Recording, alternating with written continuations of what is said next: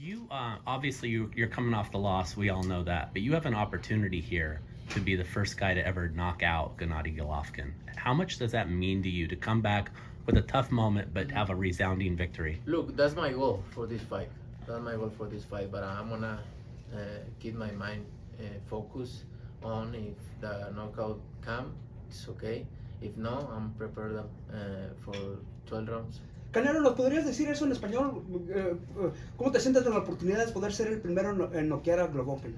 No, mira, obviamente vengo con esa mentalidad, pero también vengo preparado para los 12 asaltos. Si se da la oportunidad de noquear, lo voy a hacer. Si no, voy a hacer mi trabajo para ganar como tenga que ser. Same question, same answer. That was just. Eddie, por favor, desde la perspectiva de la esquina, ¿es para ti tu mayor reto?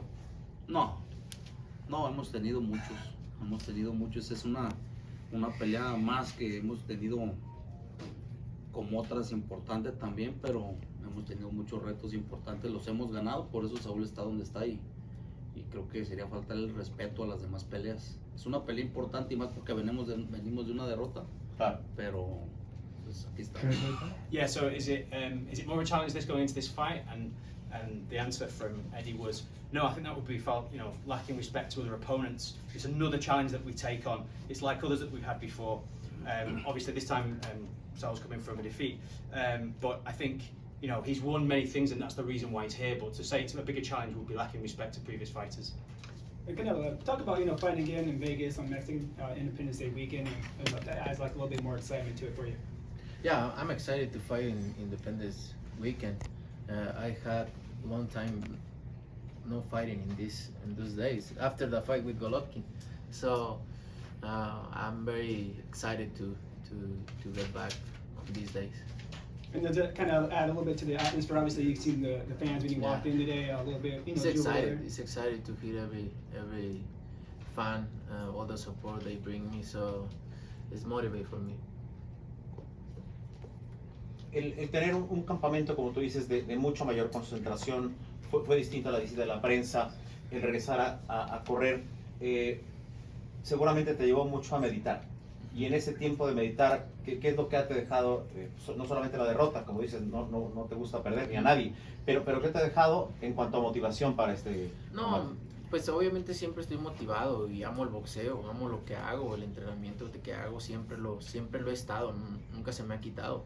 Simplemente no cometer los mismos errores que cometí en la pelea pasada, en el entrenamiento, más que nada en el entrenamiento pasado. Pero estás más hambriento. Sí. So obviamente siempre amo el boxeo, ¿no? Pero estoy hambriento de regresar a la victoria. So the question is, you've spoken about the camp and you've spoken about being more concentrated in this and doing running, but has it given you time to meditate? And have you meditated and thought about what you thought given that you lost that last fight? And the answer from Saul was no. I mean, I'm just as motivated. It's another motivation. I love boxing. I love training. We've just kind of been focusing on not committing those same errors. But I love boxing as much as I always have. Can you comment on, Roy Jones, when he went up to heavyweight, he said the biggest mistake he made was going back down in weight because it was difficult to take off the muscle. So you don't have that big of a dramatic cut, but you still have some. So is there any muscle that you have to lose going from 75 to 68? Yeah, of course, a little bit, but I feel great. I think my where I feel my best is in 168. What did you think of his performance against, I know you're a much better fighter than Murata, but what did you think of Golovkin's performance against Murata? He did a really good job. He's the same fighter. He's strong, he takes punches, he hit hard, so he's the same fighter. He got hit a lot in the first few rounds of that fight. Did that surprise you that he took so many clean punches? I think he get hit a lot because Murata don't hit so hard. That's why he's like, okay, it's fine. That's what I think. I don't know. You mentioned about the running before. How long you weren't able to run properly before? Can you elaborate on that? What you were talking about the running? Since 2018, before the fight with Golovkin, I stopped running because my knees. So, and for this camp, I start running again 3 times a week. So, I feel very good. So for the first time since the last time you fought Golovkin, you were able to run. I don't run in the fight with Golovkin too, because Really? I had surgery in April before the fight. What is it that De you 75 a 60, luego 68. Esos cambios de división que magistralmente han manejado, tú los conoces muy bien. ¿Qué tan complicado puede ser para Golovkin? Quizás si Eddie quiere agregar algo. Esos cambios de división, es la primera vez en toda su carrera que sube a Yo las me he sentido 168. bien, yo me he sentido bien y la verdad es que no me importa cómo se sienta porque al final de cuentas de 154 a 160 cuando subí fue con el primero que peleé, con el Claro. mejor de la división, así que lo que él sienta o cómo se sienta pues ese ya no es mi problema. Pero 8 libras es muchísimo pegada, ¿no? No, pues en todo, 1 libra, 2 libras es mucho en el claro. boxeo. Eddie, ¿qué tanto puede afectar tú desde la parte entrenador? No, pues hay boxeadores que les beneficia y otros que les perjudica, pero como dice Saúl, pues ya en estos niveles también, no crees que es, hoy nosotros peleamos desde 60 hasta 75 y Exacto. la verdad Saúl ha sido competitivo en todas, entonces un peleador como Golovkin yo creo que no va a tener ningún problema para pelear en 60 o en 68. No, yo creo que le puede beneficiar más, ¿no? De no bajar tanto de peso. Más, Sí, no marcar 60. sí. Aunque eso ya muy delgado, ¿no? A Sí, pesar no, pues la de todas 68. maneras tiene que bajar, o sea, Sí. aunque suba tiene que bajar de peso, Claro. o sea, siempre anda uno 180, más arriba, 85. 180, o sea, si tienes que bajar, no vas a subir ni comer para subir, Exacto. vas a bajar. We have Pero 41 la gente minutes tiene, for questions. la gente tiene la idea de que va a subir, tiene que comer, no, tienes que bajar también, o sea, bajar menos, pero tienes que bajar de peso. Claro. Canelo, la derrota. Look, give So, the so quick translation. summary of some of the questions there. So the question was about, obviously you've dropped in weight before and you've had changes and you know how hard it is to manage. And obviously Eddie added something. And moving there as well. in so many Moving classes, so many different 75, classes, 68 yeah. and 60. Yeah, from 75, 70 and 60. And Sal's answer was, yeah, it's always been good for me. You know, I don't know how he will manage it. You know, 54, when I went from 54 up to 60, I faced the best in the world at that time, which was him. So I didn't have problems to do it.